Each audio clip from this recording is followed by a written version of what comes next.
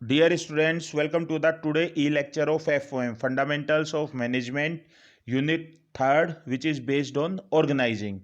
Today we will discuss lecture number 24. Organizing is the function which comes after planning.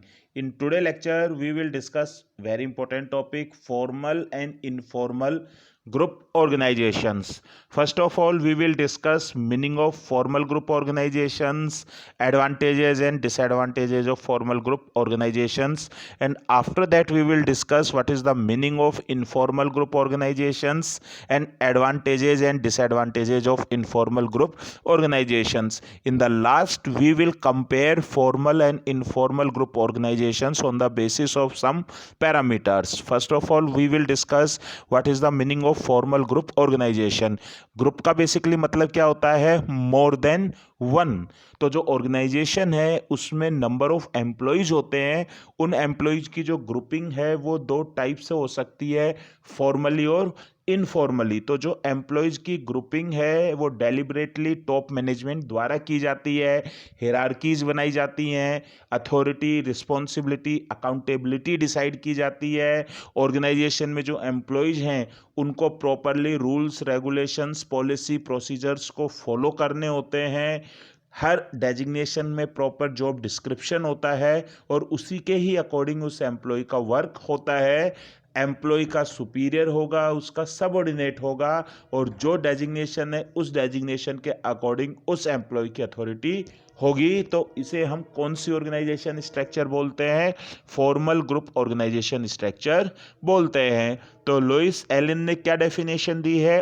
The formal organization is a system of well defined jobs, each bearing a definite measure of authority, responsibility and accountability. तो जो formal group organisation है उसमें jobs हैं वो well defined होती हैं और हर जॉब पर हर डेजिग्नेशन की अथॉरिटी, रिस्पॉन्सिबिलिटी और अकाउंटेबिलिटी फिक्स होती है. चेस्टर बर्नार्ड ने क्या डेफिनेशन दी है?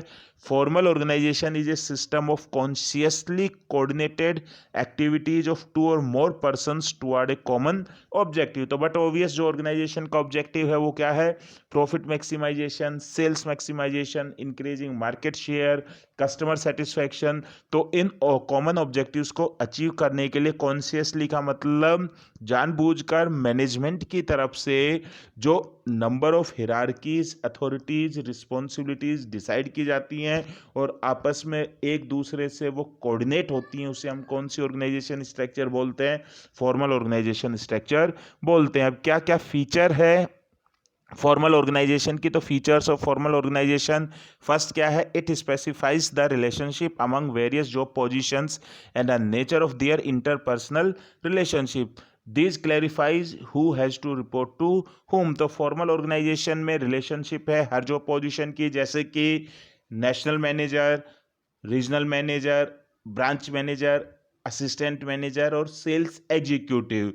तो इसमें जो सेल्स एग्जीक्यूटिव है वो असिस्टेंट मैनेजर को रिपोर्ट करेगा, असिस्टेंट मैनेजर ब्रांच मैनेजर को रिपोर्ट करेगा, ब्रांच मैनेजर है वो रीजनल मैनेजर को रिपोर्ट करेगा, रीजनल मैनेजर जोनल मैनेजर को रिपोर्ट करेगा और जो जोनल मैनेजर होगा वो कंट्री मैनेजर को रिपोर्ट करेगा.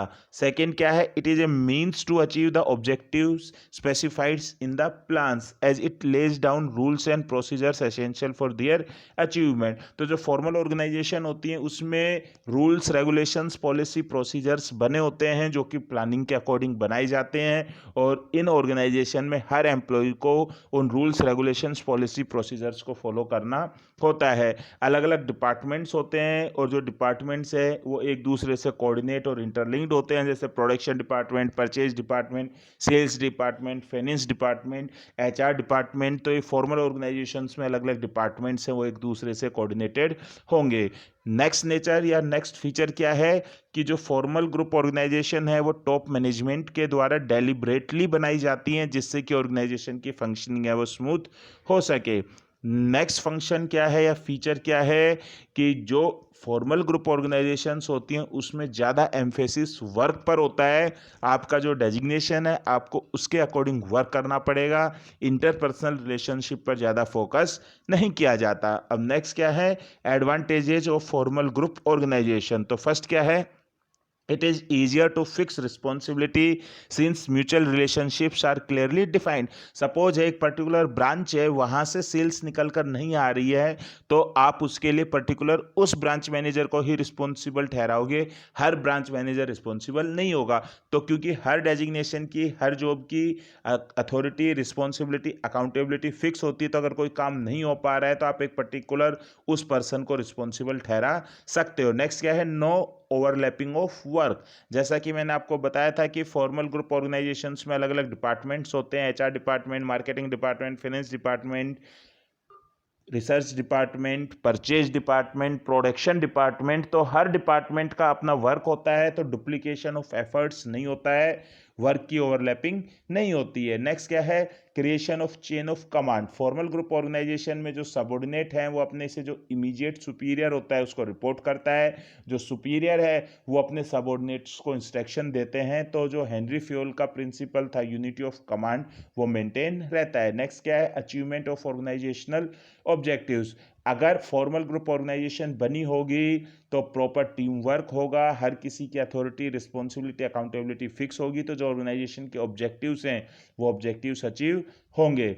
नेक्स्ट क्या है, it provides stability to the organization. Formal group organization में हिरार्कीज बनी रहती हैं, डेजिग्नेशंस बने रहते हैं, उन पर एम्प्लॉयज आते रहते हैं, जाते रहते हैं, लेकिन जो ऑर्गेनाइजेशन है उसकी स्टेबिलिटी बनी होती है, एम्प्लॉयज का बिहेवियर है वो पहले से ही प्रिडिक्टेड रहता है। नेक्स्ट इसकी लिमिटेशंस, फर्स्ट क्या है, डिले इन एक्शन।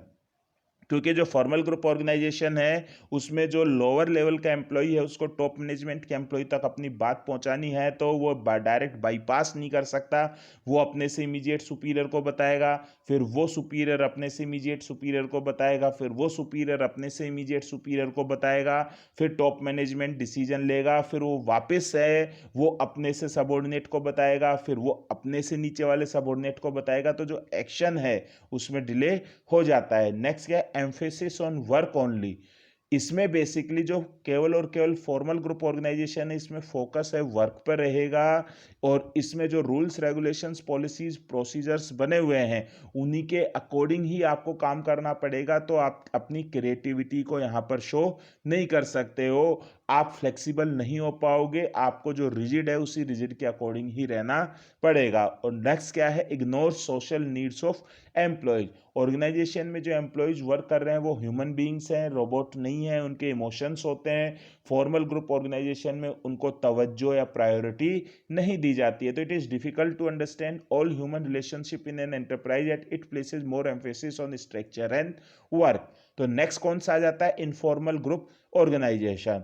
तो बेसिकली जो एम्प्लॉयज हैं वो ऑर्गेनाइजेशन में काम करते हैं, तो लंच ब्रेक में, मॉर्निंग आवर्स में, इवनिंग आवर्स में आपस में उनका एक दूसरे से इंटरेक्शन होता है, और उस इंटरेक्शन की वजह से उनकी सोशल रिलेशनशिप की नेटवर्किंग बन जाती है।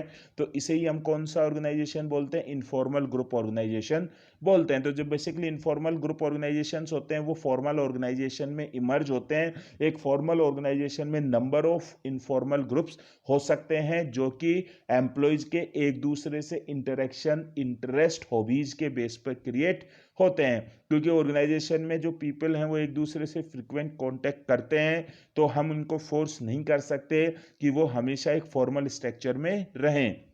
उनके बीच में फ्रेंडशिप होती है, वो अपने इंटरेस्ट, हॉबीज़ के बेस पर अपने ग्रुप्स बनाते हैं। जैसे कि फॉर एग्जांपल जो ऑर्गेनाइजेशन है उसमें अलग अलग डिपार्टमेंट के एम्प्लॉयज हैं, उन्होंने अपनी क्रिकेट टीम बना रखी है और वो हर संडे को क्रिकेट मैच खेलते हैं। किसी ने साइकिलिंग क्लब बना रखा है, वो हर संडे को या छुट्टी वाले दिन साइकिलिंग करते हैं। कोई है वो कॉफ़ी कैफेटेरिया में कॉफ़ी के लिए डेली मिलते हैं, कई हैं वो ड्रामेटिक्स में पार्टिसिपेट करते हैं, कई अलग अलग डिपार्टमेंट के एम्प्लॉयज मिलकर लंच ब्रेक में साथ लंच करते हैं। तो जो इनफॉर्मल ऑर्गेनाइजेशन होते हैं उनके कोई return rules, regulations, policy, procedures नहीं होते हैं, कोई फिक्स लाइन ऑफ कम्युनिकेशन नहीं होती है। अब नेक्स्ट क्या आ जाएगा, नेक्स्ट क्या आ जाएगा, definitions.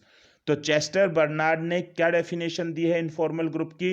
N informal organization is an aggregate of interpersonal relationships without any conscious purpose but which may contribute to joint result. तो ये कोई कॉन्शियस पर्पज की वजह से नहीं बनाए जाते हैं, ये बेसिकली जो ऑर्गेनाइजेशन में एम्प्लॉयज होते हैं उनके इंटरपर्सनल रिलेशनशिप की वजह से बनते हैं। इनफॉर्मल ऑर्गेनाइजेशन बेसिकली पर्सनल और सोशल रिलेशंस का एक नेटवर्क होता है और ये फॉर्मल ऑर्गेनाइजेशन नहीं बनाती हैं, टॉप मैनेजमेंट नहीं बनाते हैं, डेलिबरेटली नहीं बनते हैं, ये स्पॉन्टेनियसली जब लोग एक दूसरे से इंटरेक्शन करते हैं तो उसकी वजह से बनता है। नेक्स्ट क्या आएगा? Features of informal organisation.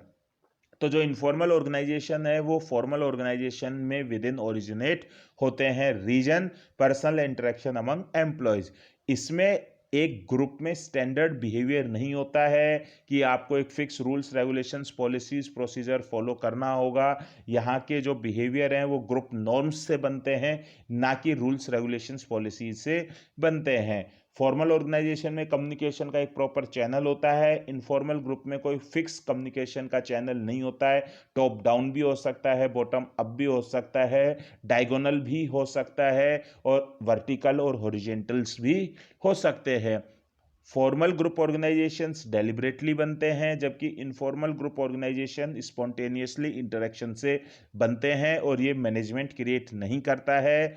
Informal group organization में कोई भी डिफिनाइट स्ट्रक्चर नहीं होती है क्योंकि इसमें ग्रुप की है नंबर्स भी फिक्स नहीं होते हैं। जैसे कि फॉर्मल में एचआर डिपार्टमेंट में कितने एम्प्लॉयज होने चाहिए ये टॉप मैनेजमेंट डिसाइड करेगा, लेकिन एक साइकिलिंग क्लब है उसमें इंटरेस्ट के बेस पर ज़्यादा एम्प्लॉयज भी ग्रुप बना सकते हैं, कम भी हो सकते हैं। नेक्स्ट क्या होगी इसकी एडवांटेजेस? तो फर्स्ट क्या है? फास्ट कम्युनिकेशन, क्योंकि कम्युनिकेशन की कोई प्रिस्क्राइब्ड लाइन नहीं है, हर डायरेक्शन में कम्युनिकेशन हो सकता है तो कम्युनिकेशन फास्ट होता है। सेकंड, फुलफिल सोशल नीड, क्योंकि ऑर्गेनाइजेशन में जो एम्प्लॉयज वर्क कर रहे हैं वो ह्यूमन बीइंग है तो उनकी सोशल नीड्स होती है कि वो एक दूसरे से मिलें जुलें सेलिब्रेशन करें, तो वो इनफॉर्मल ग्रुप्स के थ्रू उनकी वो नीड सेटिस्फाइड हो रही है। नेक्स्ट क्या है? करेक्ट फीडबैक, क्योंकि फॉर्मल ग्रुप ऑर्गेनाइजेशन में अगर सुपीरियर कोई भी बात कर रहा है तो सबऑर्डिनेट उसका रेसिस्टेंस नहीं कर पाता है, लेकिन इनफॉर्मल ग्रुप में अगर वो डिस्कशन हो रहा है तो वहां पर हर कोई अपना करेक्ट फीडबैक देता है।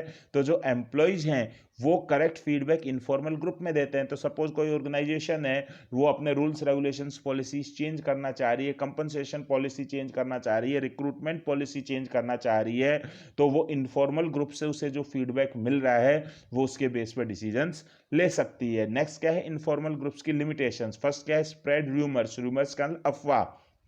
फॉर्मल ग्रुप ऑफ कम्युनिकेशन में जो फॉर्मल ग्रुप होते हैं उसमें जो कम्युनिकेशन होता है उसमें कम्युनिकेशन का सोर्स पता होता है, वो ऑथेंटिक होता है, लेकिन इनफॉर्मल ग्रुप कम्युनिकेशन में सोर्स पता नहीं होता है और इन्फॉर्मेशन ऑथेंटिक नहीं होती हैं, तो जो अफवाह है या रूमर्स है वो बहुत जल्दी क्या होते हैं? स्प्रेड होते हैं। सेकंड क्या है? मैनेजमेंट है उसको कोई चेंज करना है, लेकिन अगर इनफॉर्मल ऑर्गेनाइजेशन जो ग्रुप है वो अपोज करते हैं तो वो उसको सक्सेसफुल इंप्लीमेंट नहीं कर पाते हैं क्योंकि वहां पर यूनिटी हो जाती है। नेक्स्ट क्या है? मे ब्रिंग नेगेटिव रिजल्ट्स। कई बार आप किसी ग्रुप के मेंबर हो तो उस ग्रुप के बाकी के मेंबर आप पर प्रेशर करते हैं कि आप एक पर्टिकुलर बिहेवियर शो करो, और अगर वो बिहेवियर ऑर्गेनाइजेशन के अगेंस्ट होता है तो उससे नेगेटिव रिजल्ट्स आ सकते हैं। जैसे कि किसी ब्रांच है उसके ब्रांच मैनेजर ने 200 सेल्स का टारगेट डिसाइड किया हुआ है, लेकिन ब्रांच के जो एम्प्लॉयज हैं उनका इनफॉर्मल ग्रुप बना हुआ है, वो हर संडे को साइकिलिंग के लिए जाते हैं, उन्होंने मिलकर डिसाइड कर लिया कि चाहे मैनेजर कितना भी बोल दे हम 150 से ज़्यादा का टारगेट